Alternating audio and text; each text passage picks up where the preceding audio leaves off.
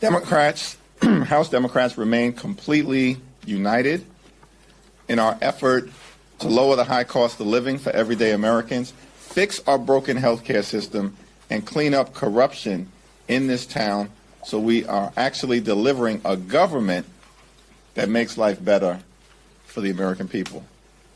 House Republicans are in complete disarray because they have no track record of accomplishment with respect to making life better for the American people. Costs aren't going down in the United States of America. Costs are going up. Health care premiums are about to skyrocket and cost everyday Americans thousands of dollars more a year. That is a crippling increase in health care costs that Republicans are completely and totally responsible for visiting on the American people.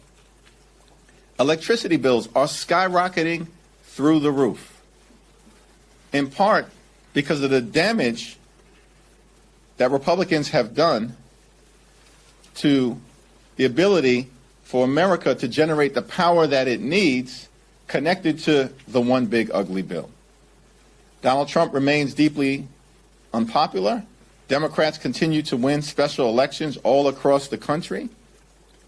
Their effort to gerrymander the midterm elections by rigging these congressional maps is going to backfire.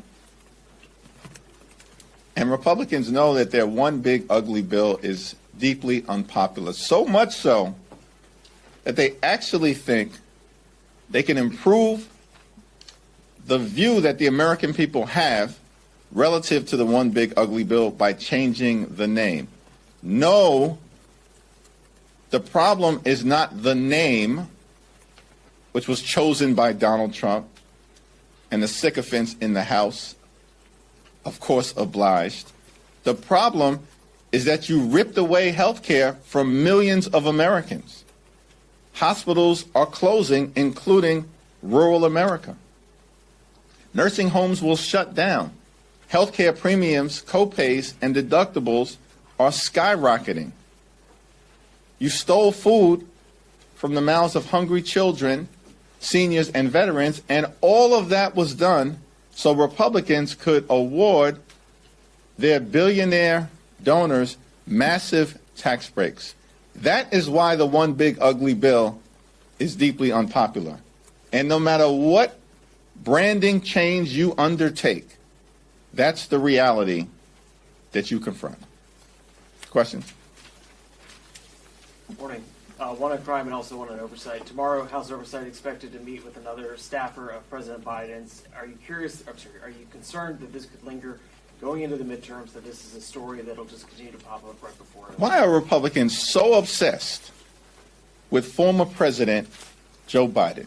What does any of that have to do with the fact that costs are through the roof, the cost of living is far too high, and Republicans haven't done a damn thing about it?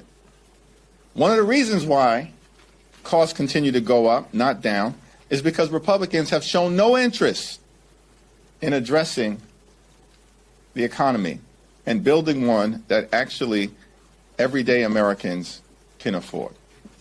On crime, this week, D.C.'s mayor pledged further cooperation with the federal government. Is this a sign that maybe other Democrats should follow her lead? I mean, this is clearly a big change of tone from the D.C. mayor. Also, you've been back now for a few days. Does D.C. feel any safer compared to when you guys left for recess? I haven't seen a difference one way or the other, but I spent a lot of time in and around the Capitol. One thing I will continue to make clear is that we should support the Metropolitan Police Department, support the Chicago Police Department, support the New York Police Department, and support local law enforcement all across America. And what we should be doing is giving them the ability to do their jobs with the resources they need to continue to protect and serve. Republicans have actually cut funding for local law enforcement. What does that have to do with making communities safe? And so we're going to continue to make clear, we're focused on keeping communities safe all across America. And in my humble opinion, the best way to do that is to support local law enforcement, local police departments, and local partnerships between the police and the community. On that subject, the House Oversight Committee, particularly Republicans, are preparing a slate of like 14 or so bills to try and address D.C. One of them is to potentially remove the local attorney general and place a political appointee that would be appointed by the president. How are House Democrats, as you're eyeing this develop, how are you all going to try and either prevent this, stop this, publicly let the public know that this is happening? Why are House Republicans so focused on the District of Columbia when there are more than 330 million Americans all across the country, many of whom they represent, whose lives Republicans have failed to improve, whose lives Republicans have failed to make more affordable, whose lives Republicans are ruining by ripping health care away from millions of Americans and closing down their hospitals, including in rural America. It's perplexing to all of us. They have a meeting earlier this week, and they're presented information from the White House and the Trump administration and their political folks, which makes clear that their one big ugly bill is a complete and total disaster. And yet they continue to double and triple down on these matters that have nothing to do with improving the quality of life of the American people. It's strange to me. They continue to dig their own grave. Kevin? Obviously, I'm sure you saw there was reporting in the New York Times and Politico within the last 24 hours that the Trump administration is toying with potential jobs for for Eric Adams. That would be breaking news. That would be breaking news.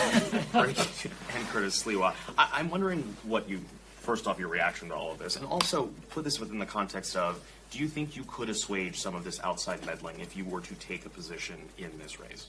I don't really fully understand the notion of the outside meddling and how it is going to benefit anyone, because Donald Trump and the Republican brand is toxic in New York City, as is the case in so many other parts of the country. It's speculation as far as I'm concerned right now, but I don't see it having any political benefit for any of the people who are allegedly connected to some effort led by Donald Trump and the administration to change the trajectory of the New York City mayoral race.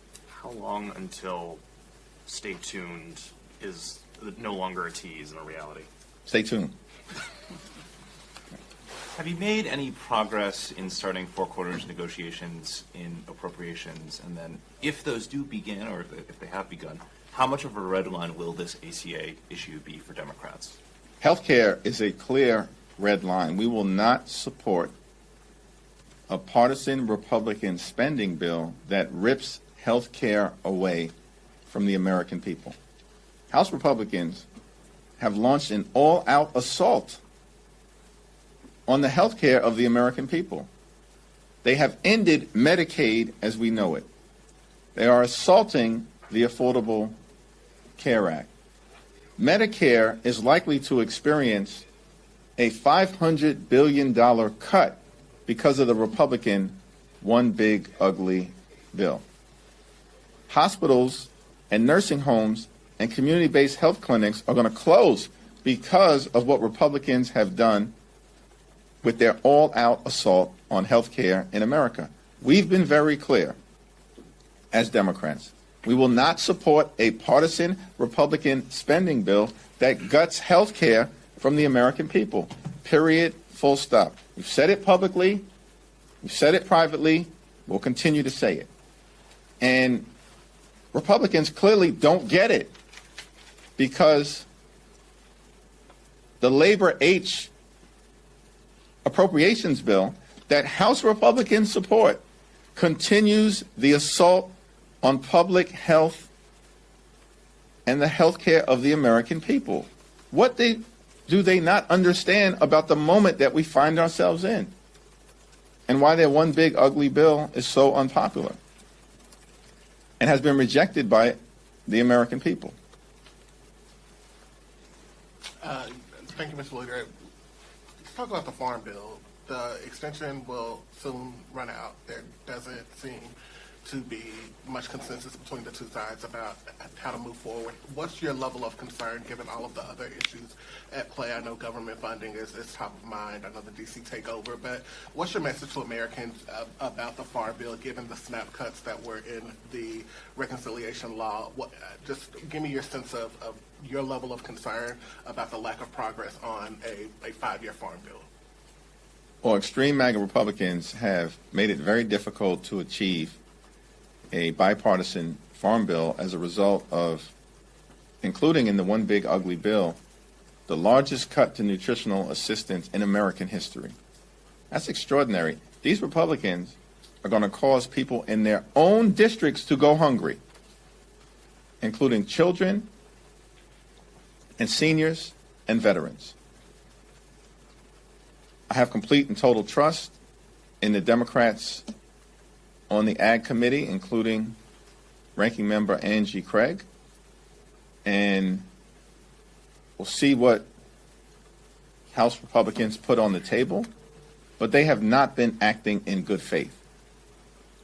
And as a result, they are making life more challenging for the farmers of America, including by creating a difficult situation in terms of trying to arrive at a bipartisan farm bill for the next 5 years. Yep. No, thank you. Appreciate it. You mentioned you thought redistricting was going to backfire on Republicans. I'm curious, why do you think that? And more broadly, is there a concern that if district lines are constantly changing around the country, that it might discourage people from running for Congress if they know that there's so much instability? We need one national redistricting standard to prevent the type of toxic shenanigans that Donald Trump and Republicans are engaging in by trying to gerrymander congressional maps in the middle of the decade to try to rig the midterm elections. That's a Democratic position, and it has always been that. The problem, of course, is that we have Republicans who are trying to play by a different set of rules. And the Democratic position has been, we will not play by a different set of rules. We will continue to forcefully, aggressively, and immediately respond, just as we did in California.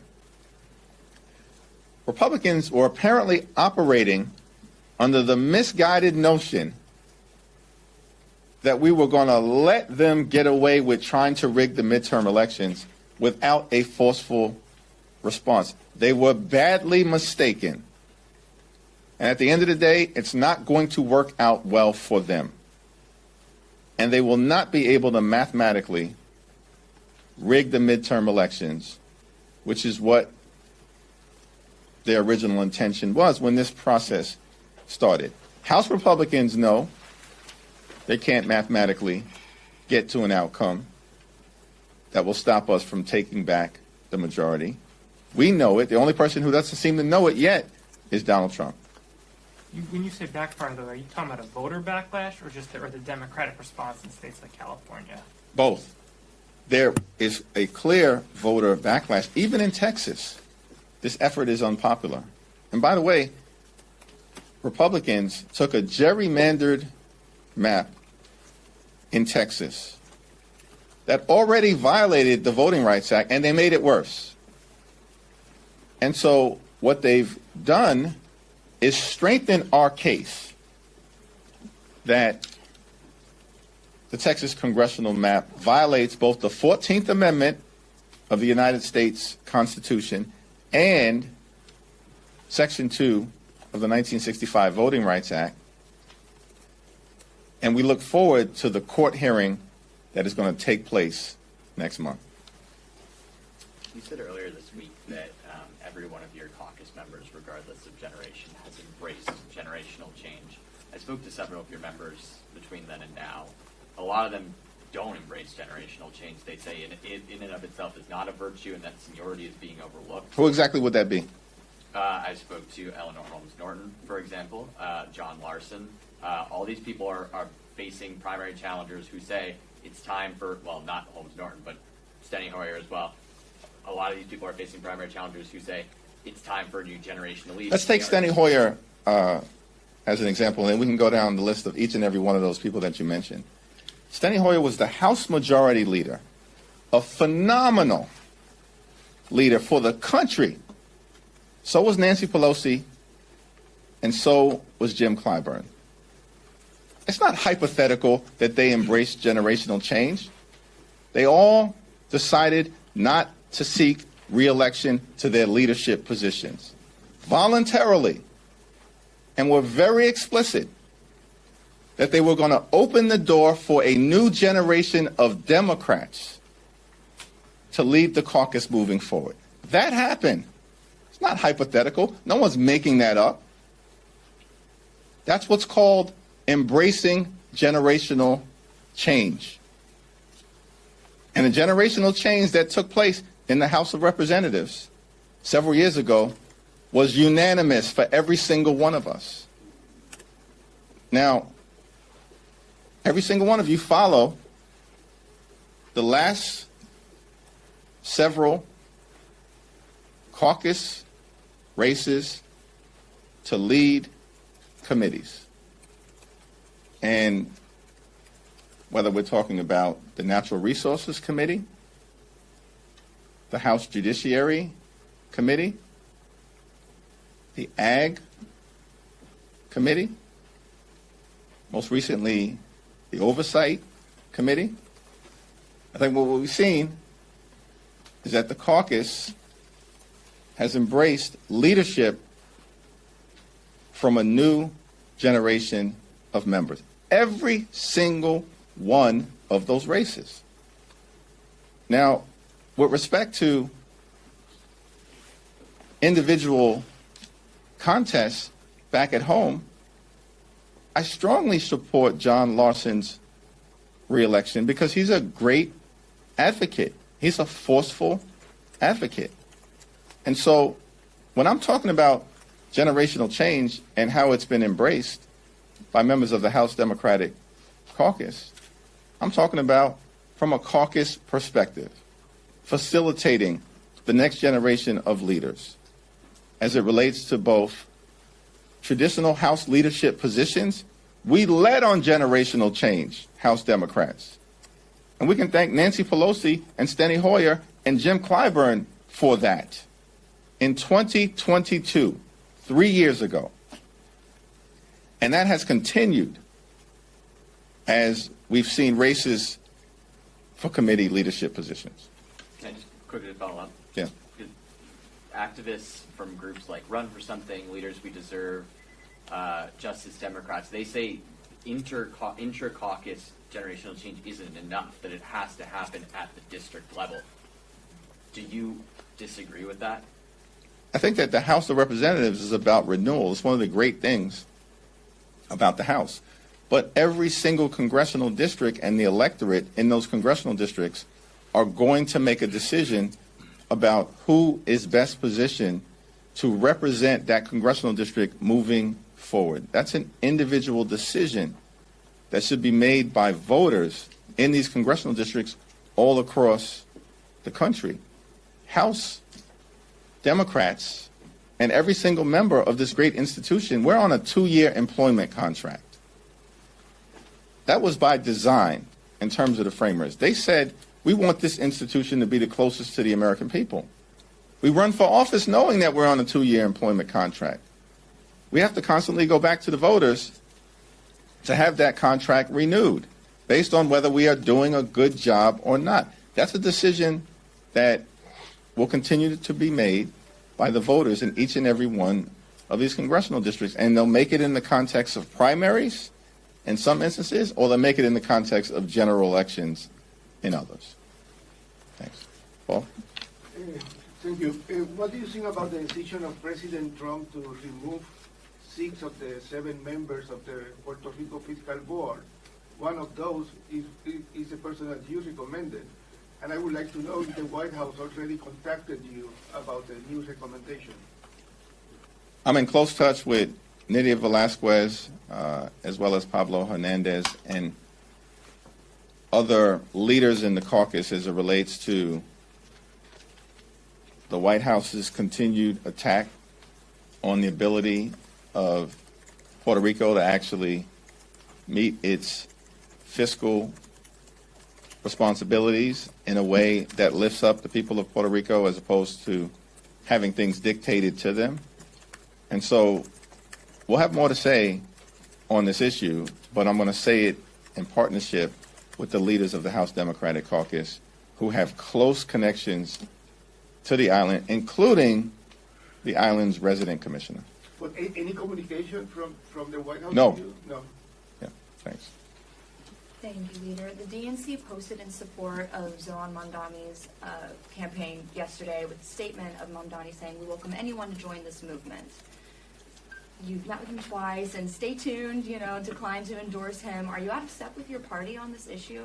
I don't know. I guess people are going to have to figure that out. If that's the question you think that my constituents are asking me, because they're not. Thanks. A number of Democrats are supporting a congressional stock trading bill that does not apply as of yet to the vice president or the president. And they're saying they, if necessary, would sign on to a discharge petition. Would you ever vote to advance a bill like that that does not cover President Trump? We have to clean up corruption in Washington, D.C. That's in Congress, that's in the Supreme Court, and that's with the administration. In terms of the congressional stock ban, it is clearly something that has to happen. And Democrats have been leading on this effort. In terms of the individual bills, we'll have to have a caucus conversation about what is the best approach and what's achievable. But this is the most corrupt administration in American history. Donald Trump and his administration make Richard Nixon look like a choir boy. And so clearly something is going to have to be done. But figuring out the right legislative vehicle is the subject of a discussion by the caucus. Okay. Back.